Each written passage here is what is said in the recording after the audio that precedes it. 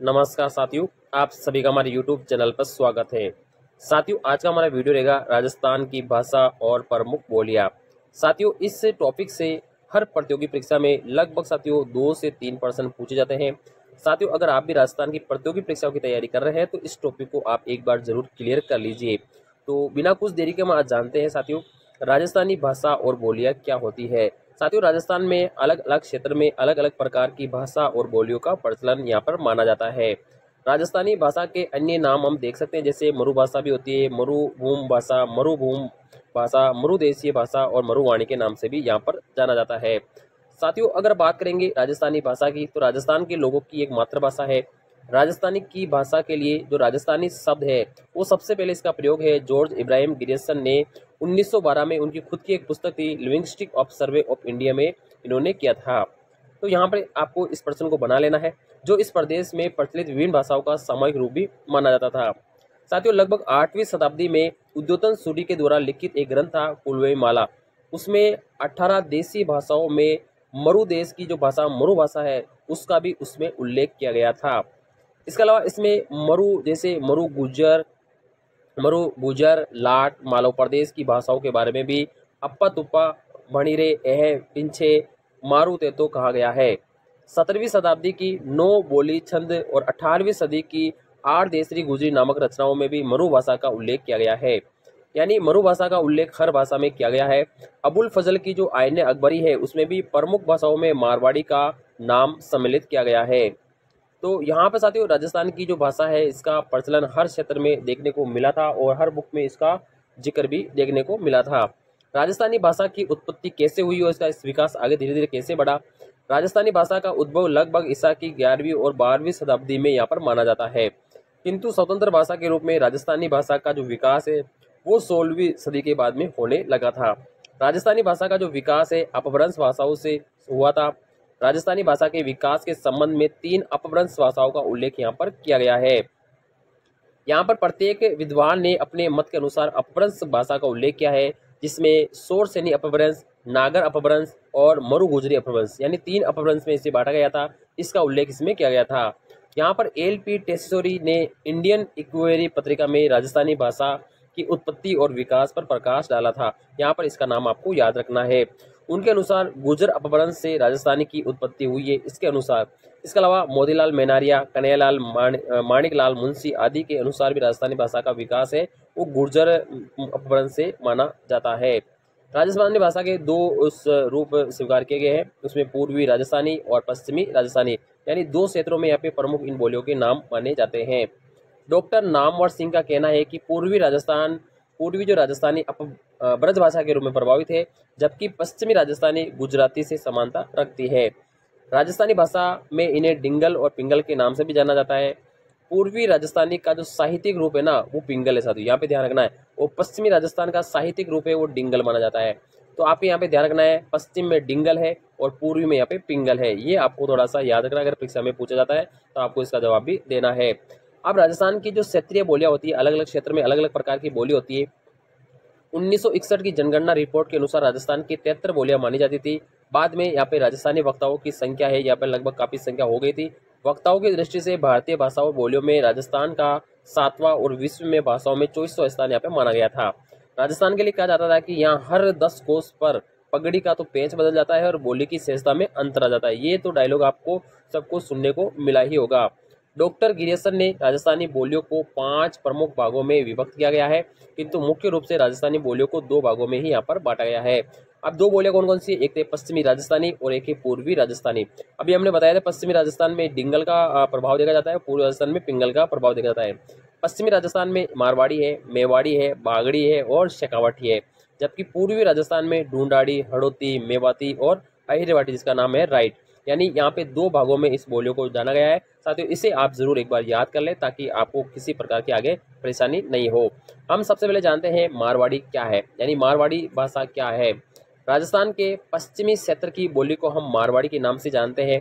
मारवाड़ के विस्तृत भौगोलिक क्षेत्र के कारण इस बोली का सर्वाधिक महत्व भी माना जाता है। इसमें साहित्यिक सर्जन की अपेक्षा अधिक हुआ है, यानी साहित्य का सर्जन सबसे ज्यादा देखने को मिला है। मारवाड़ी बोली के साहित्यिक रूप को डिंगल कहा जाता है, यहाँ पे तो ध्यान रखना है। कहा जाता है साथियों, डिंगल कहा जाता है। इसके अलावा अधिकांश जैन साहित्य इसी बोली में ही लिखे गए हैं।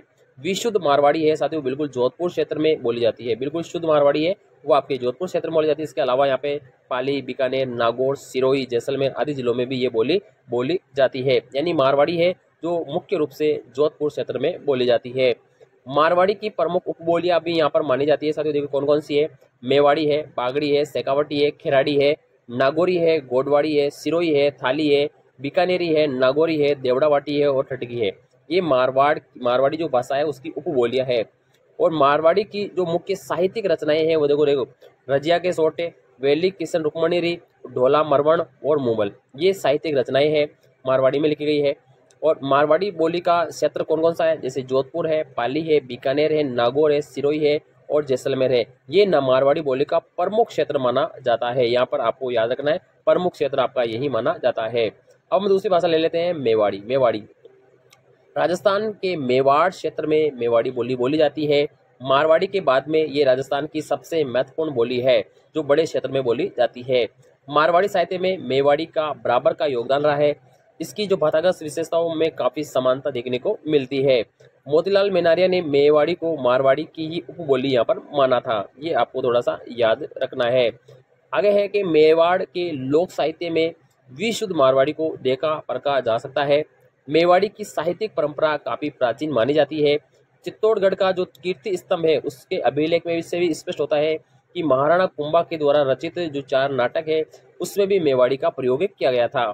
मेवाड़ के पर्वतीय क्षेत्रों में बोली जाने वाली मेवाड़ी को पर्वती मेवाड़ी कहा जाता है। ये ध्यान रखना, पर्वत में बोली जाती को पर्वती मेवाड़ी कहा जाता है और मैदानों में बोली जाने वाली मेवाड़ी को मैदानी मेवाड़ी कहा जाता है। ये आपको थोड़ा सा याद रखना साथियों, पर्वत वाली को पर्वती और मैदान वाली को मैदान वाली।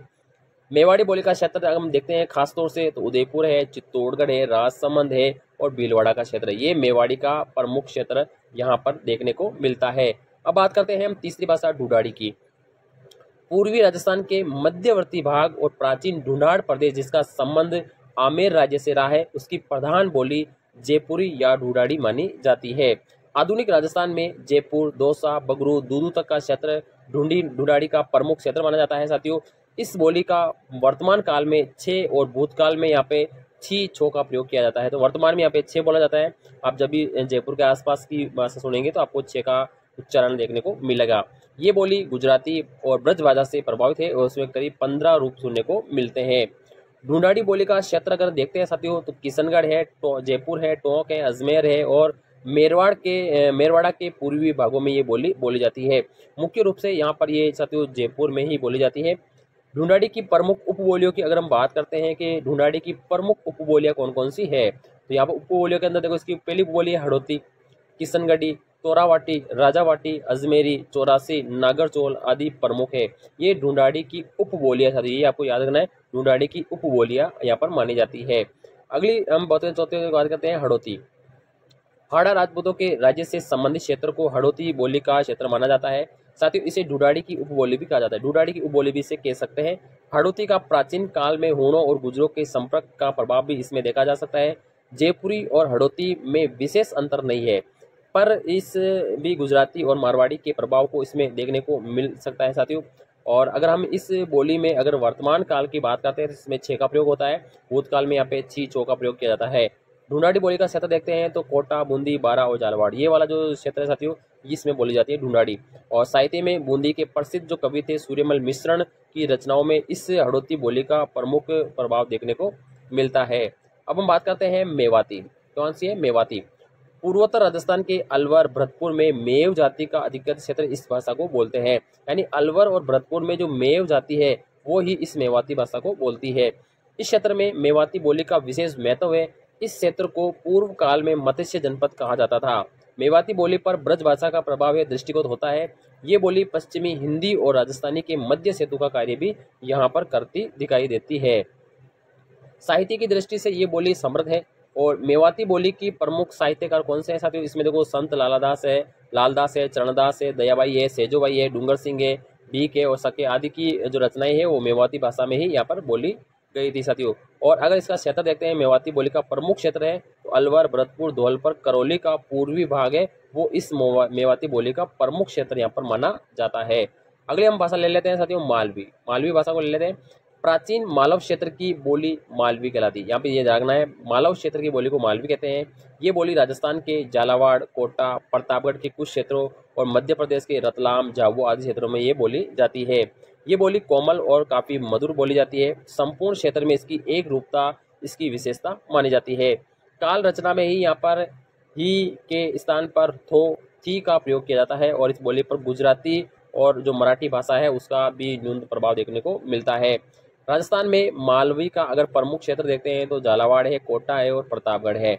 और मालवी की जो प्रमुख उपबोलियां है उसमें एक रागड़ी है और एक निमाड़ी है। वेरी वेरी मोस्ट भाषा है साथियों, हर बार इससे क्वेश्चन पूछा जाता है कि रागड़ी और निमाड़ी किसकी उपबोली है, तो ये मालवी की उपबोली है। कौन से क्षेत्र में बोली जाती है, तो ये झालावाड़, कोटा और प्रतापगढ़ क्षेत्र में इस भाषा का प्रयोग होता है। अगले भाषा है हमारे पास वागड़ी। राजस्थान का डूंगरपुर बांसवाड़ा का क्षेत्र है वो वागड़ कहलाता है और इस क्षेत्र में बोली जाने वाली भाषा को हम वागड़ी के नाम से भी जानते हैं। ये क्षेत्र गुजरात के निकट होने के कारण इस बोली पर गुजराती का प्रभाव भी देखने को यहाँ पर मिलता है। ये बोली मेवाड़ के दक्षिणी भाग, अरावली प्रदेश और मालवा तक के यहाँ पर बोली जाती है साथियों, ठीक है। और इसमें यहाँ पे गिरीशन ने कहा था कि यहाँ पे भीली बोली, इससे गिरीशन ने इस बोली को दूसरा नाम दिया था भीली बोली, ठीक है। और इसमें चे और छे का उच्चारण से किया जाता है और भूतकालिक साहित्य क्रिया में था के स्थान पर हेतु का प्रयोग किया जाता है। इस बोली का प्रकाशिक साहित्य का लगभग काफी अभाव है। इसमें ये वाला इंपॉर्टेंट है कि गिरीशन ने इसे भीली के नाम से भी जाना था।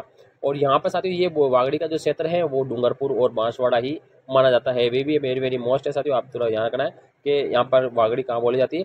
तो ये थे साथियों यहाँ पर राजस्थान की प्रमुख बोलियों का महत्वपूर्ण क्षेत्र, बोलियां और क्षेत्र। वीडियो हमारा कैसा, वीडियो को लाइक, चैनल को सब्सक्राइब जरूर करें। थैंक यू, धन्यवाद।